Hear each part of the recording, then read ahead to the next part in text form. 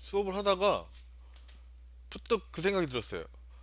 내가 왜 메뉴를 설명하고 있는데 이렇게 어렵게 설명을 하고 있지? 라는 생각이 들어서 좀, 아, 좀 편안하게 수업을 하려면 어차피 메뉴니까 매뉴얼을 좀 보고 하면 좋겠다라는 생각이 들어서 화면을 좀 바꿨습니다. 이게 좀 편하네.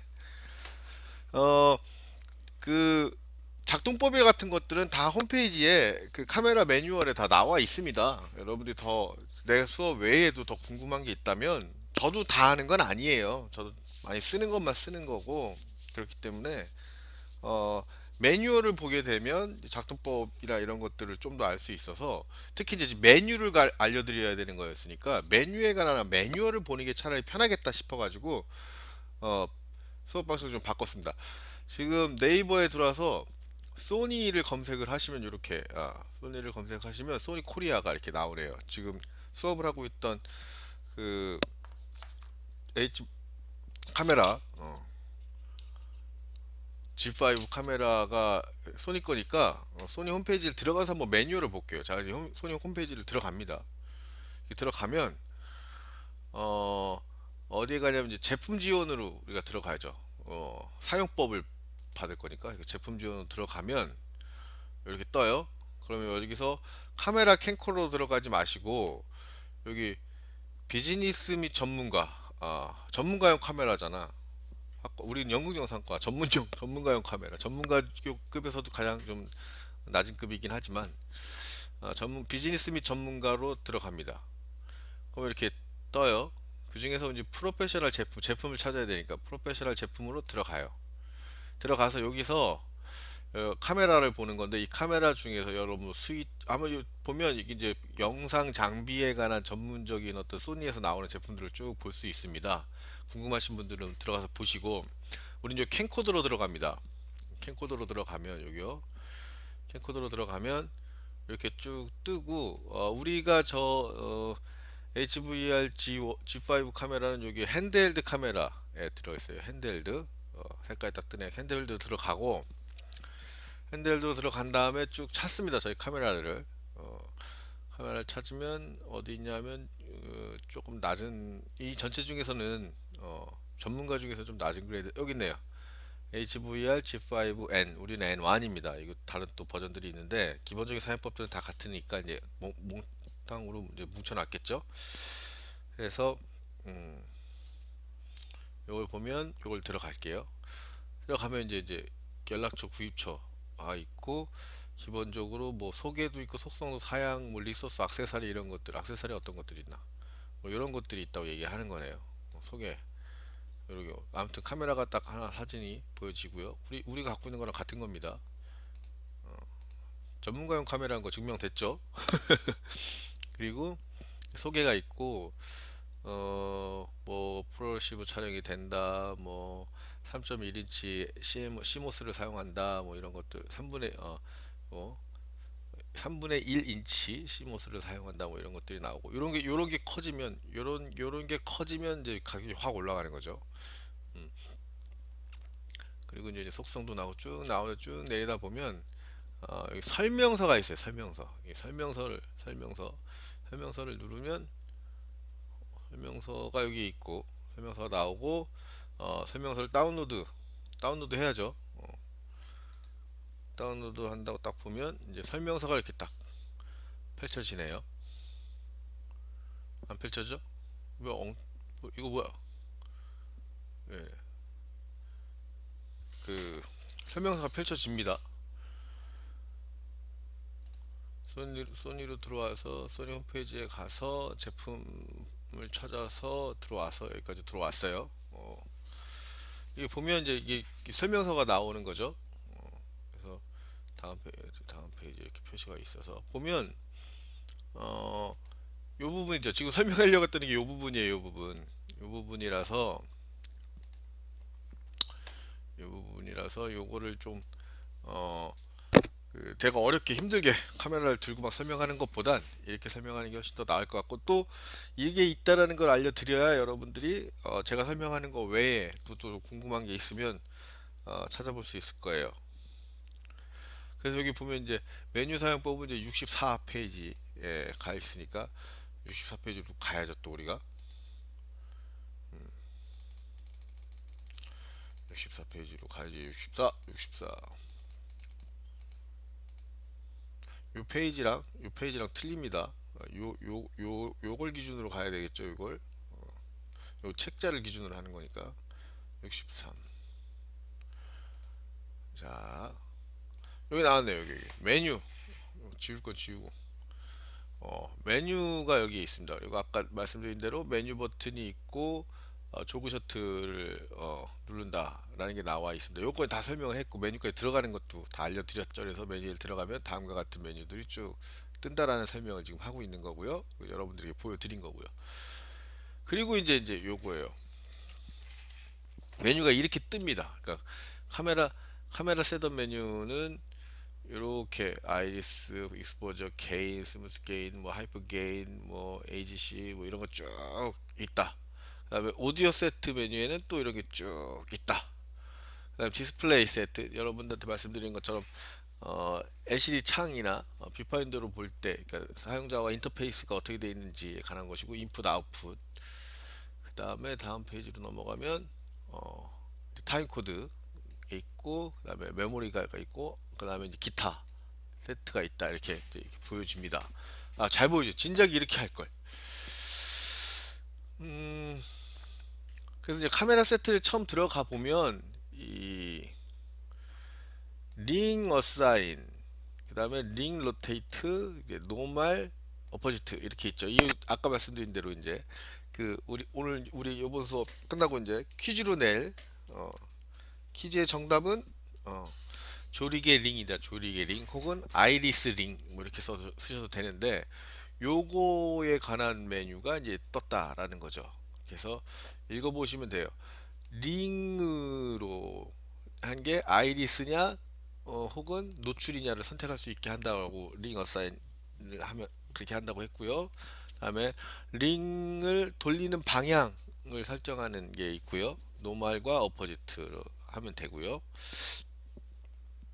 그리고 이제 여러분들에게 쭉 읽어보시면 돼요. 이거는 여러분 홈페이지에 가서 다운받으시면 됩니다. 그 다음에 이제 개인에 대한 말씀을 드렸죠. 그래서 어, 그 개인이 뭔지가 중요하잖아. 개인은 빛 양을 이제 인위적으로 증폭하는 혹은 좀 감소하게 만드는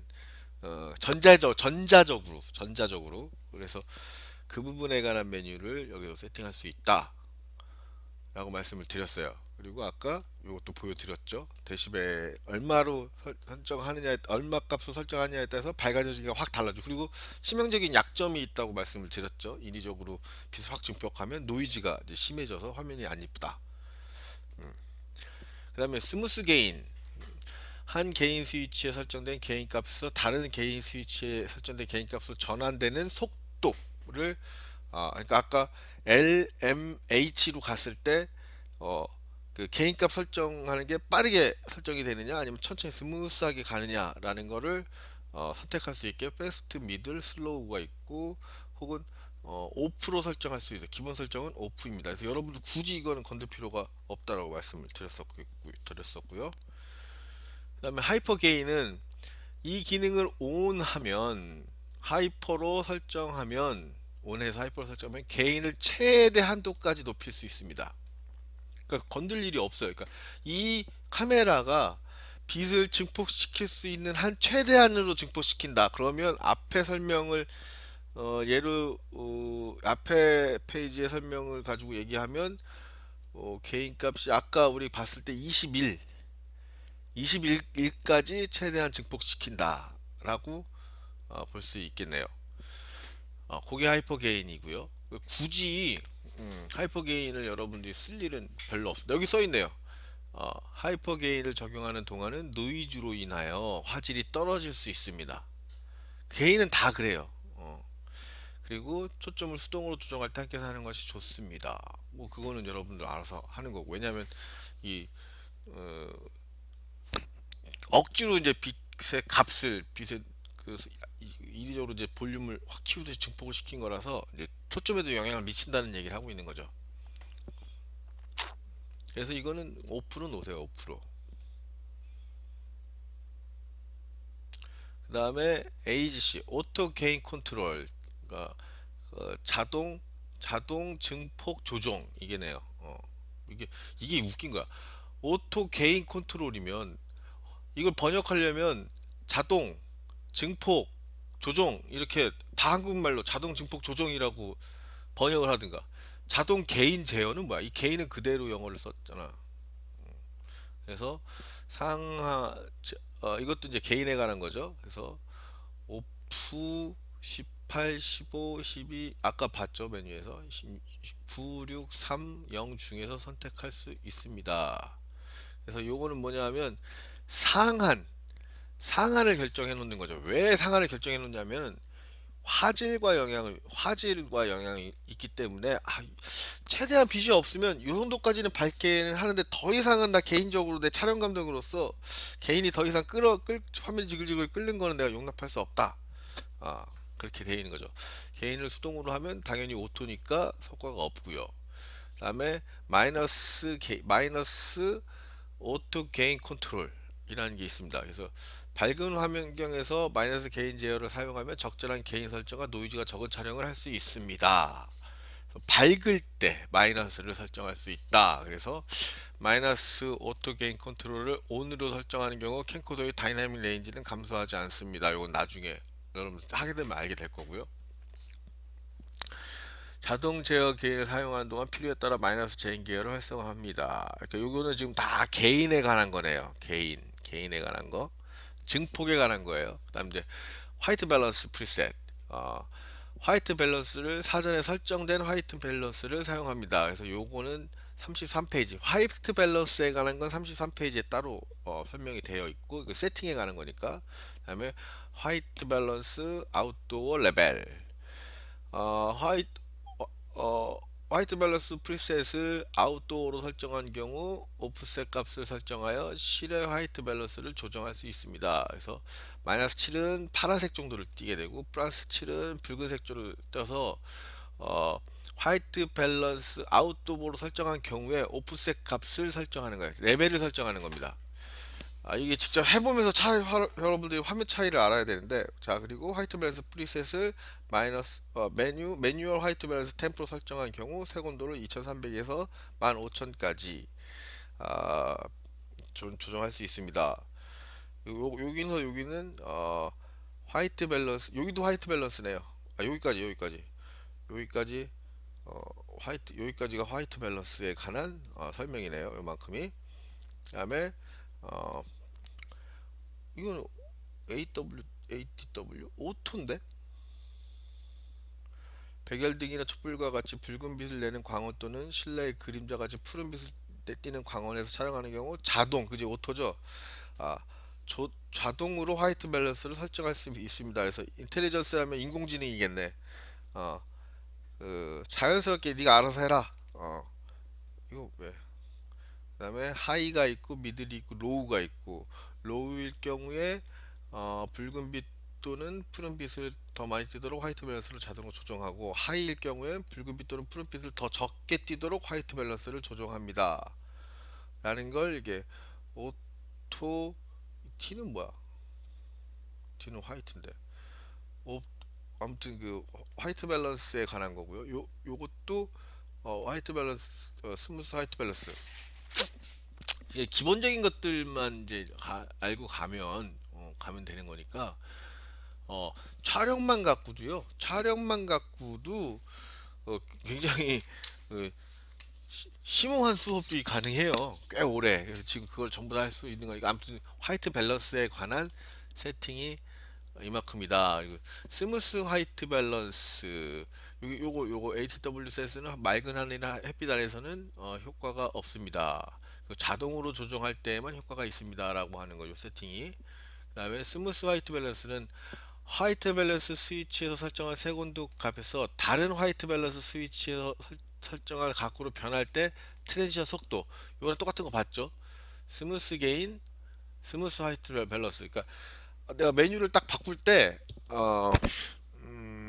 화이트 밸런스가 변하는 속도를 제어를 해주는 거죠. 여기까지가 화이트 밸런스고요.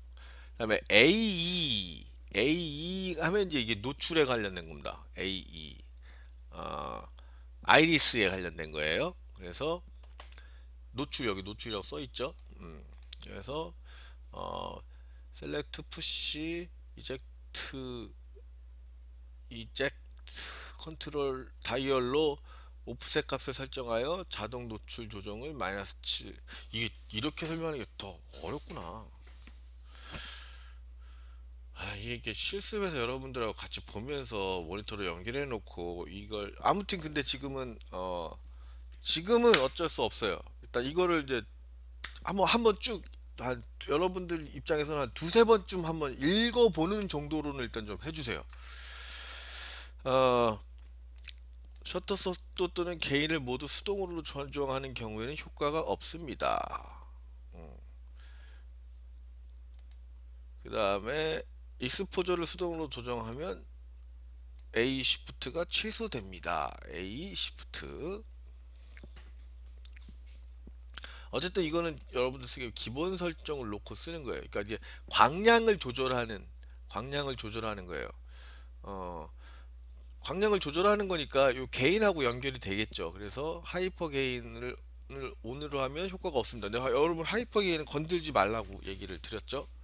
어, 그거 쓰는 거는 아주 특별한 케이스에 아주 어두운 곳에 왜 잠입 취재 뭐 이런 거 갈 때 거의 빛이 없다시피 할 때 이럴 때 좀 그나마 좀 찍힐 수 있을까라고 해서 쓰는 거니까 어 별로 우리가 건들 일은 없습니다. 그다음에 피사체 A 리스폰스는 피사체의 밝기에 따라서 자동으로 노출되는 노출을 조정하는 속도 마찬가지죠. 여기 스무스 게인 뭐 같은 것처럼 마찬가지 여기도 이제 변화하는 속도 빠르게 변할래 천천하게 변할래 이거 왜 어, 크게 여러분들이 이걸 변화시키면서 찍을 일은 없어요. 이거는 뭐 그 왜 이렇게 보통들 이렇게 취재를 가거나 할 때 그러니까 편집을 최소화하는 거죠. 편집을 최소화하기 위해서 후반 작업을 최소화하기 위해서 쓸 때 이런 것들 설정해 놓는데 지금 우리가 건들 필요는 없다고 봅니다. 그다음에 조리 요거 F15, F11, F96, F8, F68은 조리개 값이에요. 아까 그 카메라 보면서 그 설명을 드렸죠. 저 숫자가 높아질수록 빛이 적게 들어온다. 저 숫자가 낮아질수록 가리는 영역, 빛을 가리는 영역이 줄어들어서 빛이 많이 들어온다. 이 설명을 드렸잖아요. 기억나실 건데. 중에서 자동 조정된 최대 F 값을 선택할 수 있습니다. 기본 설정은 F11입니다. F 값을 수동으로 조정할 때는 효과가 없습니다. 조리개를 수동으로 놓고 우리가 아까 링을 돌려서 수동으로 조정할 때, 그러니까 카메라를 오토로 놓게 되면 전혀 상관이 쓸 일이 없다는 저기 작동하지 않는다는 거죠. ECS 프리퀀트 모니터 화면에 가로줄이 나타나지 않도록 셔터 속도를 조정할 수 있어. 이거는 여러분들 이제 그러니까 이제 카메라로 TV를 찍을 때 이렇게 가로줄이 생겨요. 그건 뭐냐면 이제 이 카메라의 그 초당 프레임 수와 이 TV 모니터가 여러분들에게 지금 종이를 보여주는 게 아니라 계속 그 초당 계속 몇십 장의 그림을 계속 연달아서 지금 보여주고 있는 거거든요. 모니터도 빛을 그렇게 쏘고 있다고 봐야 돼요. 그게 겹치면 이제 줄이 생겨요. 그 부분의 것을 좀 방지하기 위해서 셔터 속도를 설정하는 거네요. 그래서 이제 요게 프리캐시가 어느 정도 빈도로라고 얘기를 하는 거예요.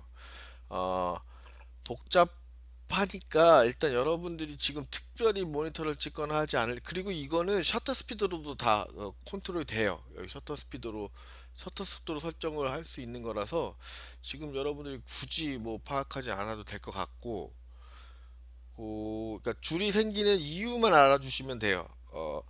모니 모니터가 빛을 쏘는 그러니까 보여주는 초당 그 주사율 그 속도하고 주파수 이게 이제 주사율 속도하고 그 녹화를 하는 주사율 속도하고 이렇게 매칭이 되면 줄이 생길 수 있다. 그게 딱 정확하게 매치면 그대로 이제 화면이 들어오니까 줄이 안 생기죠. 그러니까 그 화면이 변하는 그 변화 시점이 이제 카메라에 잡히는 거예요. 그러니까 그 부분에 관한 얘기를 하고 있는 거고요. 이걸 다 하려니까 복잡하네. 필요 없는 것도 많고. 제가 여러분들이 좀 알아야 되는 것만 알아야 된다라는 것만 좀 할게요. 플리커 같은 경우는 이제 형광등에서 찍을 때, LED 같은 경우는 플리커가 별로 없어요. 태양광은. 근데 그 형광등을 찍을 때 이게 키노 같은 조명을 쓸 때 이제 문제가 되는 건데, 이것도 그냥 넘어 요 라이트 부분들은 다 넘어가겠습니다. 어, 요거 정도 하나? 요 이게 근데 우리 메뉴에 있는 거야 이게?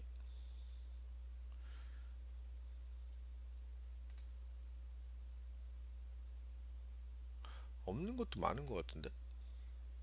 근데 다 있네요. 다 확인됐습니다. 요거 정도 그러니까 이제 건들지 않아서 아예 활성화가 되지 않는 경우도 있고 한데, 요거 정도 하나만 좀 알고 갈게요. 스테디 샷, 손떨림 보정이라고 하죠 흔히. 동영상이기 때문에, 이제 핸드헬드이기 때문에 이게 자꾸 화면이 이렇게 손이 떨면 화면이 떨어져요. 요걸 주로 여러분들에게 온으로 선택해 놓으라고 하는데, 왜냐면 학생들이니까 많이 떨거든요. 핸들들도 많고. 그래서 어, 카메라의 흔들림을 줄일 수 있습니다. 손떨림 보정입니다. 근데 이 손떨림 보정은 좀 약점이 있어요. 이게 여기에 설명이 안 돼 있는데, 손떨림을 보정하면 화면이 약간 뿌얘지는, 그러니까 포커스가 약간 나가는 그런 측면이 기계적으로 있어서, 그 부분은 알고 가세요. 그래서 가능하면 요 삼각대를 사용해서 오프, 기본 설정은 온인데 만약에 삼각대를 사용해서 손떨림이 떨림이 거의 없는 상태에서 찍는다 그러면 굳이 온을 놓을 필요는 없습니다. 근데 여러분 핸드헬드가 많기 때문에 제가 온을 어, 놓으라고 하죠. 그리고 그 안에 들어가서 이제 타입, 이게 온으로 돼 있을 경우에, 손떨림 버전이 온으로 돼 있을 경우에 어, 손떨 대폭 줄어드는 거, 중간 정도로 그 보정하는 거, 그다음에 약간 보정하는 거, 그다음에 어, 요 와이드 컨브, 이걸 어떻게 없애요? 아, 에? 이렇게 없애는구나. 요거를 요거는 이제 요 광각 렌즈를 제공된 것으로 소니 렌즈하고 해서 연동해서 쓰는 거니까 요거는 건들 필요 없고요. 지금 온으로 되어 있고 스탠다드로 보통 설정을 해요.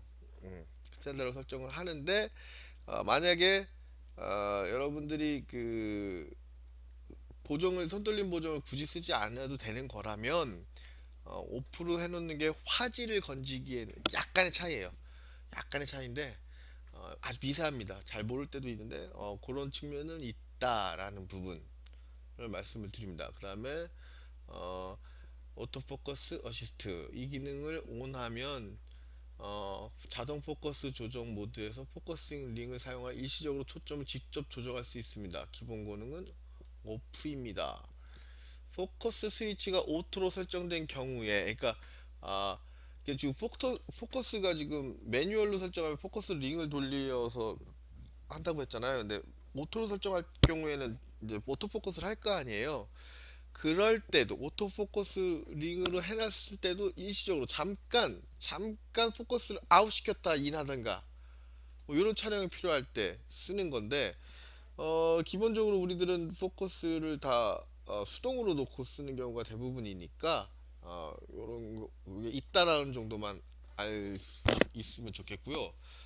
포커스 매크로, 요거 하나는 알아두면 좋습니다. 왜냐하면 포커스는 기본적으로 피사체와 카메라와의 거리가 있어야 맞춰지는 건데, 어, 요 매크로를 설정하게 되면 80cm, 그러니까 카메라와 피사체의 거리가 80cm 이내, 그러니까 아주 가까운 경우에도 포커스를 맞출 수 있습니다. 이거는 어, 별도의 기능으로 있는 거고요. 그러니까 이제 그러니까 매크로 포커스가 평상시에는 안 쓰다가 꼭 필요한 경우에 쓸 수 있습니다. 그래서 이 기능을 꺼놓으면 80cm 이내의 이게 대신 80cm 이런 거예요. 80cm 이내의 이제 가까운 물체에 포커스를 맞추게 되면 먼 물체는 다 포커스가 나가잖아. 근데 우리가 통상적으로 카메라를 쓸 때 이렇게 가까이 쓰지 않는다는 말이죠. 그래서 이거 특별히 기능으로 따로 넣어주는 거예요. 그리고 여러분들 만약에 DSLR을 쓰게 된다면 어, 요 링이 요 특별한 장치를 링 같은 걸 따로 달아야 됩니다. 그래서 아무튼 요 카메라에는 80cm 이내에 가까운 피사체에 포커스를 맞출 수 있는 기능이 들어가 있고 포커스 매크로를 쓰면 그걸 할 수 있다. 아시겠죠? 그다음에 핸들 줌. 요 핸들 줌은 끌 수도 있고 켤 수도 있고요. 어, 그건 옆에 스위치가 있었는데 그건 말씀을 드렸었고 여기서는 그 줌 속도. 근데 여러분들이 많이 이제 쓰게 되시면 8부터 3까지 지금 우리 카메라는 가장 낮은 속도로 돼 있는데 여러분들이 이제 줌이 영화 같은 거 찍으면서 드라마 같은 거에서 줌이 필요하다 그러면 이 버튼을 쓰진 않습니다. 이제 링을 돌려요. 왜냐하면 이게 갑자기 퍽 하고 속도가 생기기 때문에 자연스러움이 떨어지기 때문에 주로 링을 포커스해서 쓴다. 그다음에 스피드 줌 역시 이제 줌을 우리가 링으로 쓰게 되면 별로 이제 상관이 없죠. 그러니까 줌의 속도에 관한 거예요. 줌 땡기고 근데 링으로 하면 내가 이게 수동으로 이렇게 쭉 갔다 쭉 돌렸다 하잖아요. 버튼을 쓰는 경우는 거의 없습니다. 그래서 그 부분을 얘기를 드린 거고요. 그 줌이라는 게 실은 그 극적 장치에서는 줌이라는 기능이 아주 특별한 경우에서만 쓰는 거지 그걸 많이 쓴다고 하시면 안 돼요. 그리고 페이더 오프 이런 건 다 이제 이런 거는 이제 우리가 그 편집을 카메라에서 기본적인 편집을 해주는 건데 이거 다 후반 작업에서 할 거잖아요. 편집 중에서 다 페이드 아웃, 페이드 인 다 할 거예요. 카메라에서 굳이 이 자연스럽지 않은 페이드 인, 페이드 아웃을 할 필요는 없죠. 요 확대, 디지털 확대예요. 디지털 익스텐더. 요 쓰지 마세요. 화질 떨어집니다. 그러니까 인위적으로 우리 왜 여러분들 핸드폰 쓰면 그 광각 줌이 아니라 이제 기능 디지털 줌으로 하게 되면 이 화질이 떨어져요. 그 부분 여기 써 있네. 이 기능은 야생 조류와 같이 원거리의 피사체에 초점을 맞추는 데 유용합니다. 그 대신 무진장 흔들리겠죠. 그래서 이거는 무조건 기본적으로 전원을 껐다 켜면 오프로 돼 있는 거예요. 이게 특별한 경우에만 쓴다라는 거죠. 그리고 페이더는 지금 말씀드렸죠. 카메라에서 굳이 우리가 페이드 아웃, 페이드 인 할 필요가 없다라는 거죠. 그러니까 이것도 기본적으로 오프로 되어 있는 거죠. 그 다음에 요거 스무스 슬로우 레코드에서 너무 빠르게 움직여서 일반 촬영 조건을 포착하기 어려운 피사체나 작동을 부드럽게 슬로우 모션으로 촬영할 수 있습니다. 골프나 테니스 동작 같은 동작을 촬영할 때 유용합니다. 근데 요게 이 그 편집에 들어갔을 때 계속 슬로우가 나오는지는 편집 툴에 따라서 이게 좀 얘기가 달라지기 때문에 어쨌든 간에 요 슬로우 레코드 기능이 있다라는 정도. 그래서 한번 여러분들이 쓸 수 있는데 이걸 들어가면 이제 타임 코드 같은 세팅이 들어 있어요. 그래서 그리고 또 이거 옛날 몇 년 전밖에 안 되긴 하지만 요즘 그 여러분들 그 갤럭시 핸드폰 그거 슬로우 모션 잘 찍히더라고. 슬로우 모션을 찍어야 되는 게 있으면 요즘 최신 휴대폰 카메라를 한번 사용해 보시는 게 더 나을 수도 있습니다.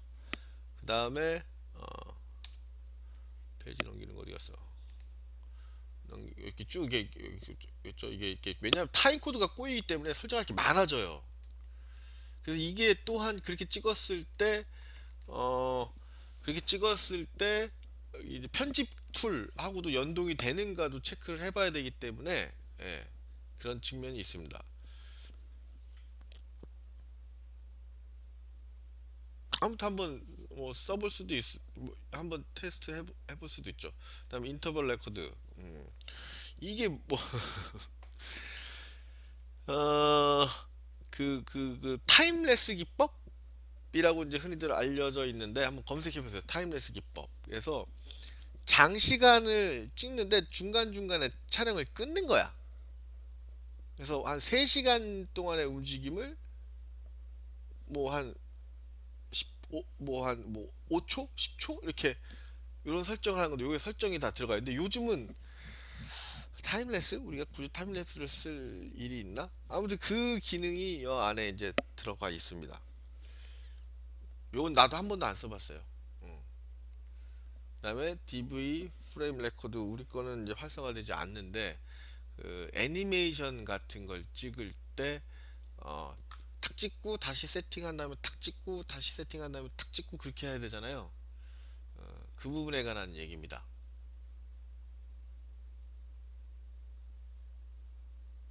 여러분들이 혹시 스탑모션 뭐를 뭐 레고 같은 걸로 해보시거나 그러면 한번 사용해 볼 수 있는 것도 방법인데, 아직까지 한 번도 이걸 사용했다는 사람은 보지 못했어요. 왜냐면 특별하게 이걸 하는 일이 없었으니까.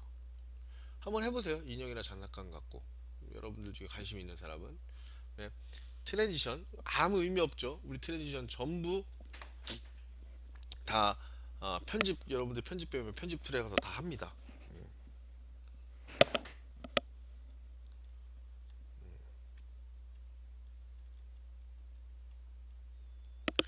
그리고 나서는 또 전문적인 거라서 여러분들이 건들지 않아도 돼요. 이거 색감 조정하는 건데 이거 건들지 마세요. 이거 괜히 건드렸다가 그 괜히 다른 사람들도 불편하게 만들지 마세요. 왜냐하면 이 기계에서의 색을 어떻게 처리할 건지가 대한 설정이니까 건들지 마시고. 칼라파, 요즘은, 옛날에는 칼라파 카메라에서 이제 촬영하기 전에 칼라파를 이렇게 요 화면 조정 시간입니다 뜰 때 나오는 거. 왜냐면 이 지금 카메라가 칼라를 온전히 다 받아들이는가를 조정하는 거였는데, 그래서 톤 조정까지 하는 게 있었는데 건들지 마세요. 그리고 요즘 칼라바는 전부 편집 툴에서 다 인터넷 다운받아갖고 편집기에서 그냥 필요하면 넣으면 되는 거니까 요거는 건들지 않으셔도 됩니다. 그래서 요 정도까지만 그 메뉴를 설명할게요. 카메라를 보면서 여러분들이 직접 한번 해볼 수도 있지만, 여기까지 이제 그 촬영에 관한, 영상에 관한, 촬영에 관한 이제 메뉴를 설명을 드렸는데, 한번 여러분들이 요 매뉴얼을 지금 여기 지금 몇 페이지부터 몇 페이지까지야? 69부터 69부터 77까지 한 두 번만 읽어보세요. 이거 저 소니 홈페이지에 가서 일부러 가르쳐 드린 겁니다. 소니 홈페이지 가서 다운받으시면 다 보실 수 있습니다. 자, 다음에 또 이어서 메뉴를 좀 설명하고, 그나저나 빨리 만나갖고 우리 그 팀 짜가지고 시나리오도 짜고 해야 되는데, 1학년 때 하는 영상은 다음에 설명드릴게요.